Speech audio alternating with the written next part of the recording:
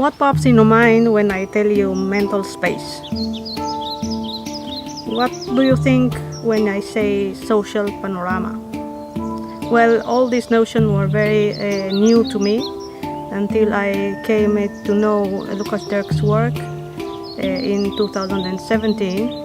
And since then, I'm fascinated with everything that is related to mental space and social panorama.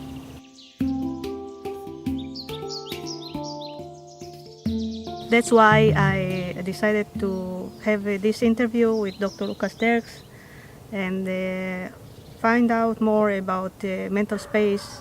And also you made this course atlas. Yeah. So this is maybe 8-hour video course about mental space, and it introduces it to everybody. So it's not to a particular group. So everybody can go through the introductions and then get to the core of it. And I think at the end it deals with very particular mental spatial things like how to diagnose certain psychopathologies. So in mental space.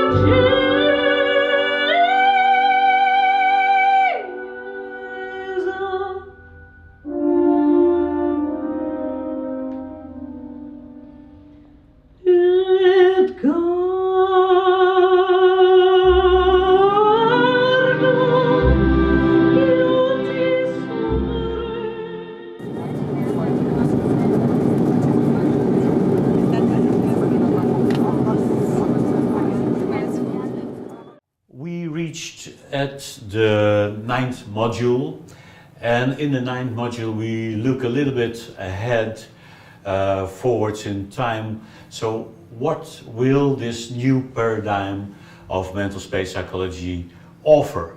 And of course the diagnostic part that we looked at in the previous module already says a lot.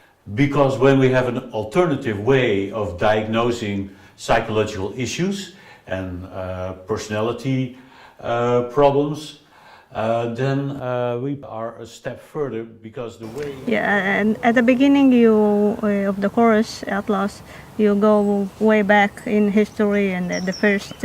Yeah, right, because I am the person who thought that it should turn psychology into a new phase, so that there would be a new paradigm in psychology, so mental space psychology. But when you look at the history of psychology, you see that many people already before me, and even going back maybe to the Egyptians or the Greeks, had a notion of mental space, but they never made it so explicit. But they worked with it. So in some shamanistic traditions, they use circles and spatial arrangements. You could say that a whole temple or a church is a space where you do certain rituals. Well, you cannot always call that, of course, therapy, but there you see how space is used for psychological guidance. And so from there on, you could look how in the history of psychology, space became more prominent, and then through especially neuro-linguistic programming, so where we had the submodality techniques and approach, we could get far deeper into mental space than before that. So when we had also the way to get access to how things are in people's mental space. Yeah, so we need to tell what mental space is. Because I think when you have no clue, you walk around in your own mental space all the time, but you don't know because it's so normal that you don't notice. But the idea is that well, we have perception, so we now perceive a camera here. And but when I close my eyes, I still can see the camera. So you can say this is the after image of the camera. But then beside that, when there's no camera, I can still think of a camera, and you would call that maybe a memory image of the camera. And that memory image is at a certain location. So it could be at the same spot where this camera is located at the moment. So where you, our viewers, are sitting for us. But that could be the location of a camera image. Now that looks particular. You say, yeah, you can have a camera image. But when you really look at how the psyche works, then you come to the realization that all mental processes are of this kind. So that the storage of information takes location, and the retrieval, maybe from the same location of this information, takes space. And so it doesn't take long. It took me long to see that everything that's going on in the mind is going on in mental space, is going on somewhere. But this is of course a subliminal, unconscious side, because we have our perception and this is on the foreground. And then when we are thinking, we see all these things, but we are just not noticing much about it, only the conclusions or only the emotions that stem from that. We notice consciously, but when we want to understand how the psyche functions, we need to look at how all these things are going on in mental space. Yeah. So basically you say that everything that we know is somewhere in space. Yeah. And we can even have a map of the things that they are going on our mental space, and to see and draw conclusions from it. Right. So so you could say that, yeah, our thinking, our cognitions are going on in space, and then the next thing is there a way to know where they are and where something is, and in the normal way how we deal with our cognition, we know, because when I ask you something like what was the last piece of bread that you ate, so something like this, you know, and then I can ask you, okay, where do you see this piece of bread in your mind? So, and you can point it out when I give you the time and the concentration. You say here, so something like this, and then you have been involved in many complex processes. So because we are here in the forest, and for answering this question you need to go to another context, out of here. Then when you have access to this context, then you still need to look for, okay, bread, yeah, and then you find this, and then when I ask you where is it located, you need to really become aware that you already was seeing it somewhere, but you didn't notice because it was just normal, the way that the bread appeared in your mind. Now, and by exercising this, and especially by working with psychotherapy clients for many years with these principles, many patterns became apparent. So it was not just that we could work with one trauma or one special memory or something, but what I start to call the exploration of mental space, just like the exploration of space. So it's finding what are the rules and what are the patterns that govern how this space is working. Now we just went through several, so that you can switch from context to context, then you can access the location of a certain thing, and it can not only be a concrete thing, but it can also be, when I say society or something, which is a very broad thing, then you still can look for where do I imagine or where do I sense society in my mental space. Because when you cannot sense it somewhere, it doesn't exist at all. You don't have the concept. Well, I have never told you, but when I made the family panorama, I had the communism right here in front of me, and it was a huge block of communism. Yeah, well, I think that when you are raised in communism, so I had it, for instance, in the Ukraine, I worked with a family panorama with a client, and she had grandfather, and then Lenin, so directly above grandfather. And so I think, yeah, when you are raised in a certain culture, in a certain environment, then you are indoctrinated with concepts, and these concepts all find their location in mental space. And so that's also that it's a tool that as a sociologist you could use, and as an anthropologist you could explore the differences between cultures. So how do people represent in the Amazon the political system or so? So yeah, they would do something totally different from a person that lives in the capital of Brazil or so. You can imagine that that's and that you can easily find, okay, they represent it way out there. And then the people who live in Brasilia, for instance, is their everyday thing, and they're working to get to the top. So we were talking about the history from where everything began, and then a little bit of how people are organized, and a map, and what it can be on someone's mental space.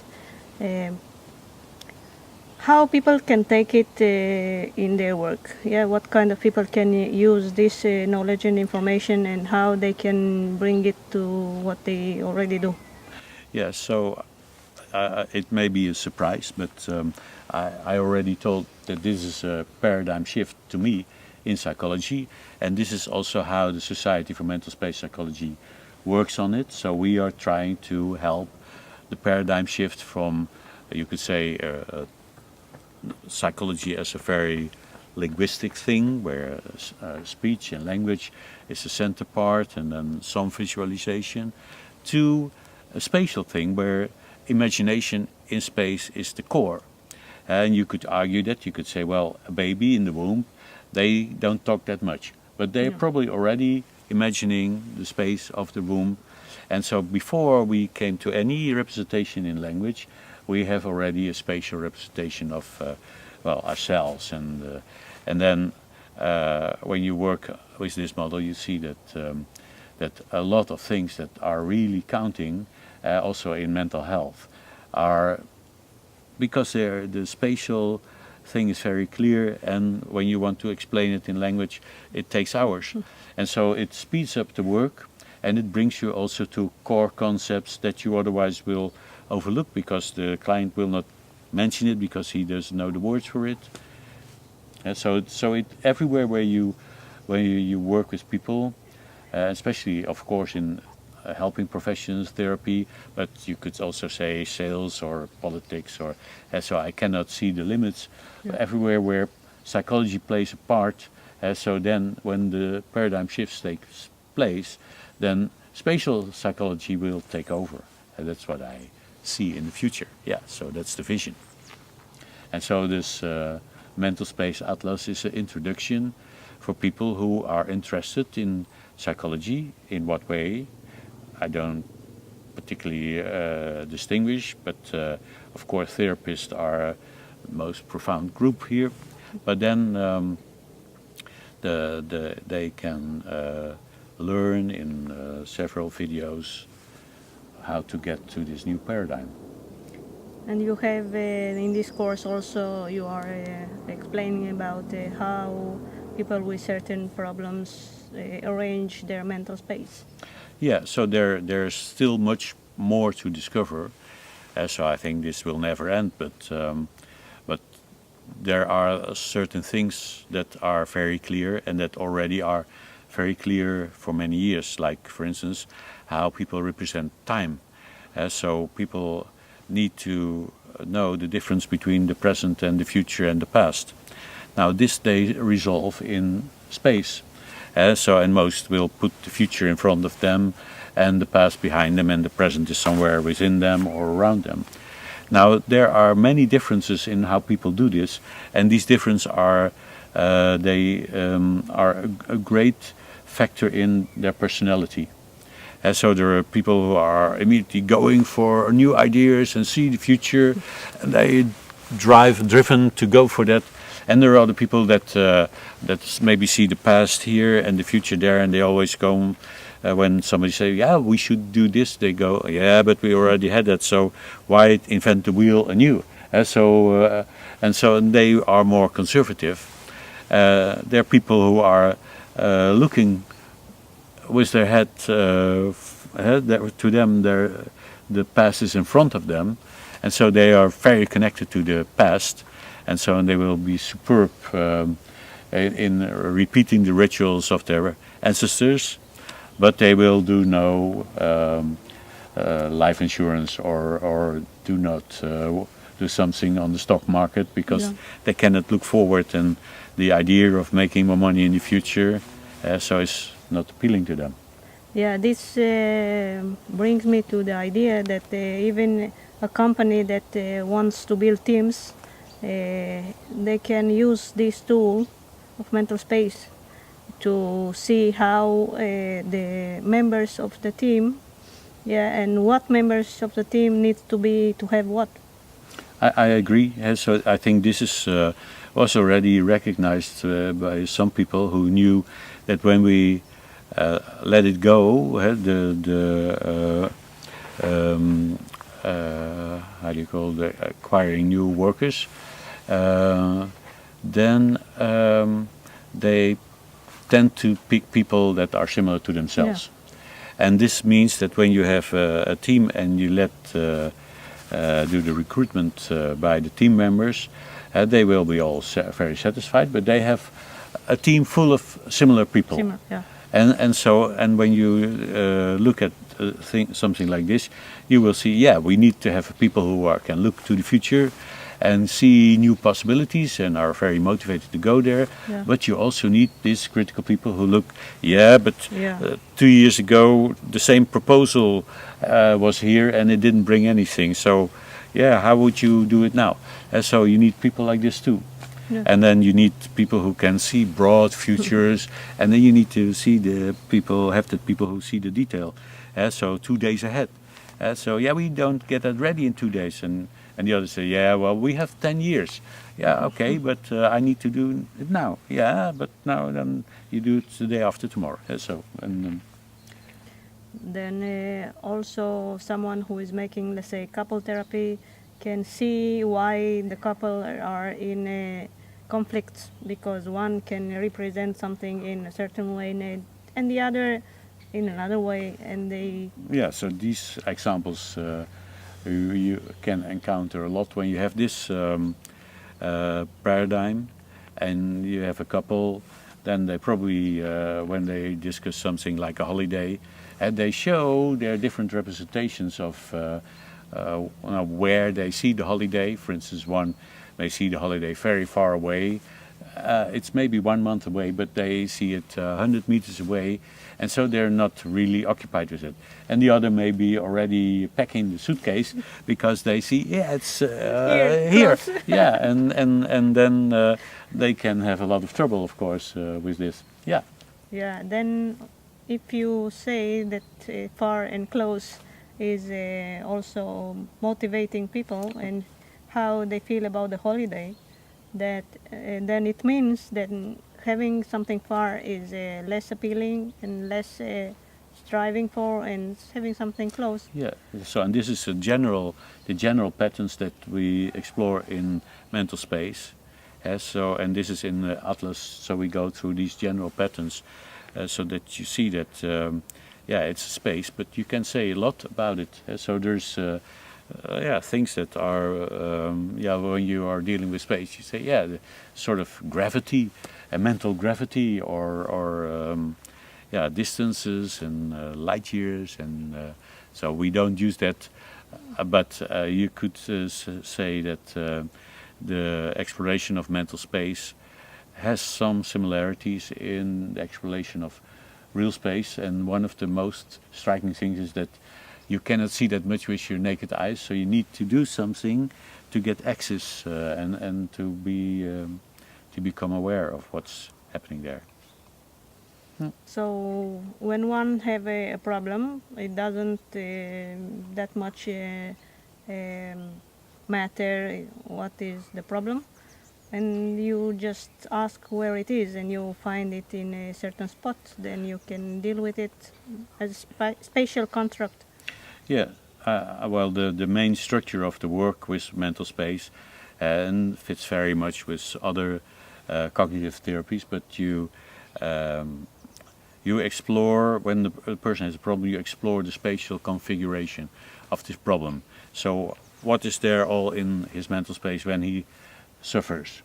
Now, and then you understand, yeah, this is logical because the wrong images are at the wrong spots, and then you know then it becomes a sort of monitoring system, because you know, okay, this, for instance, something is here and it shouldn't be there, a trauma, for instance. Now, then you know that the therapy is only successful when it moves from here to somewhere, to a better place. And when it's still here, yeah, you're not done. So and this is, I think, the basic strategy in mental space-oriented therapy. So you can monitor before that you make any intervention, see where it is and how it looks like and everything, every detail, and then do whatever the intervention is, and then look again and see what happens. Yeah, I think in that way also the priority of mental space came to the surface, that we explored we experimented with submodalities, and then there was location. And so location in NLP is just another submodality. And then we tried other types of interventions, so maybe a meta-model intervention, and then see what happened in the submodalities. And then it became clear that that when you do a well-aimed meta-model intervention, that a problematic image here will shift to another location. And then it took years to come to the conclusion, yeah, because location is the operating system. So that's why it has so much impact and nearly everywhere. So if the location is so important in one, let's say, session of therapy, you can find some things that the person doesn't know that it even exists. But you, when you find it, you know what it means, so you know how much it can bother someone. Yeah, yeah, that happens quite a lot, so that somebody discovered that they cannot reach their goals, their targets in life, because they have somebody here that's in the way between where they project their future and where they are located. And so on. This is like a filter, or like a cloud that blurs their view of the future. And then when you take that out, then they can... Here it goes. Yeah. I can see my future. Yeah, right. I think we have covered a lot. So is there anything else that you want to know? Let me think. Yeah, take your time.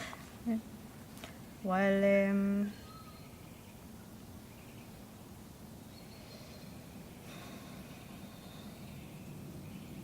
practical we were, explaining we were. Yeah, we could say that this course, we tried to make it as pleasurable to watch as possible. So it's, of course, psychology. It's so you need to have interest in theoretical things too. But we try to make it practical, and there are some therapy demonstrations where you can see it in use. Yeah, there's... That's very interesting. Yeah. So thank you very much for the interview. Yeah, thank you for having me. Yeah.